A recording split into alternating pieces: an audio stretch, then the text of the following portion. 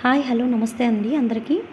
నేను ఈరోజు money saving ఎలా చేసుకోవాలి, చిన్నపాటి ఉద్యోగం చేసుకుంటూ కూడా అనే విషయం కోసం నాకు తెలిసినంత వరకు ఇన్ఫర్మేషన్ గ్యాదర్ చేసినంత వరకు నేను మీకు ఎక్స్ప్లెయిన్ చేయాలనుకుంటున్నాను. మీకు కూడా తెలియచేయాలని నా ఉద్దేశ్యం. ఏంటంటే ఇది 50-30-20 రూల్ అండి.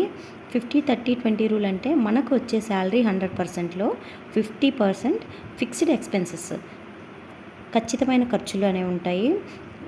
30% వేరబుల్ ఎక్స్పెన్సెస్ అంటే మార్చుకోగల ఖర్చులు ఉంటాయి. 20% సేవింగ్స్, మనం 20% సేవింగ్స్ చేసుకుంటే ఫ్యూచర్ కోసం పనికొస్తుందన్నమాట. ఈ విధంగా మనం 50-30-20 రూల్ని ఫాలో అవుతూ ఉంటే మనకి ఫ్యూచర్లో ఏం కూడా ఇబ్బంది అనేది పెద్దగా రాదు అని నా ఉద్దేశం. ఏంటి ఈ ఫిక్స్డ్ ఎక్స్పెన్సెస్ ఏంటి, వేరబుల్ ఎక్స్పెన్సెస్ ఏంటి, సేవింగ్స్ ఏంటి అని నాకు తెలిసిన విషయాన్ని మీకు తెలియజేస్తాను. ఏంటి ఫిక్స్డ్ ఎక్స్పెన్సెస్ అంటే హౌస్ రెంట్ కన్ఫామ్గా కట్టుకోవాల్సింది, ఈఎంఐ లోన్స్, పర్సనల్ లోన్స్ తీసుకున్నా కానీ ఏదైనా లోన్స్, హోమ్ లోన్స్, దేనికైనా కూడా ఈఎంఐస్ ఉంటాయి కదా.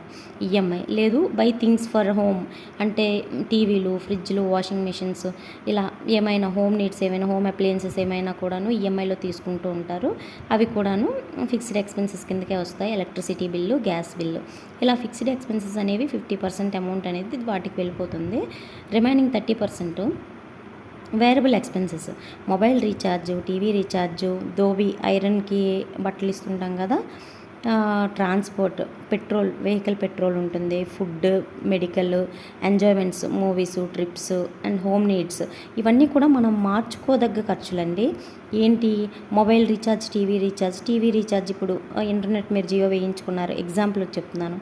అప్పుడు మీరు మొబైల్ రీఛార్జ్ మీరు చేసుకోవచ్చు, చేసుకోకపోవచ్చు. ఆ డేటా అనేది మీరు యూజ్ చేసుకోవడానికి పనికొస్తుంది. ఐరన్ దోబి ఏంటి, ఐరన్ మీరు ఇంట్లో కొంచెం టైం ఉన్నప్పుడు మీరు మీ బట్టలు మీరే ఐరన్ చేసుకోగలిగితే ఇప్పుడు 200-300 వరకు మనం సేవ్ చేయొచ్చు.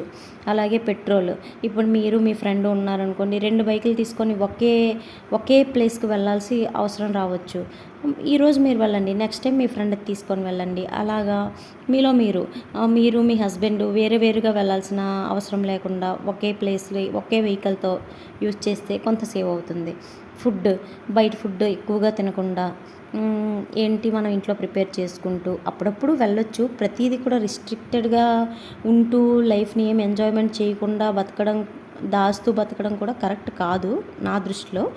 కానీ మోర్ మనీ అనేది మనం సేవింగ్స్ కోసమే ఉంచాలి అనేది నా ఉద్దేశం. అప్పుడప్పుడు వెళ్ళొచ్చు, ఫుడ్ కూడా బయట తీసుకోవచ్చు, కాదనట్లేదు. కానీ ఫుడ్ విషయంలో కూడా మనం కొంచెం సేవ్ చేసుకోవచ్చు అమౌంట్ని అనేది.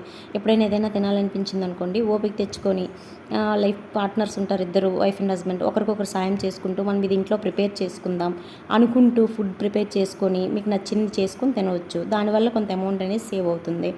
అండ్ ఎంజాయ్మెంట్స్, మూవీస్, ట్రిప్స్, ఇవి కూడాను మీరు మీకు తగ్గట్టుగా మీరు ప్లాన్ చేసుకోవాలి. ఉన్నంతలో ఎంజాయ్మెంట్ చేయడం వేరు, ఉన్నదంతా ఎంజాయ్మెంట్ చేయడం వేరు కదా.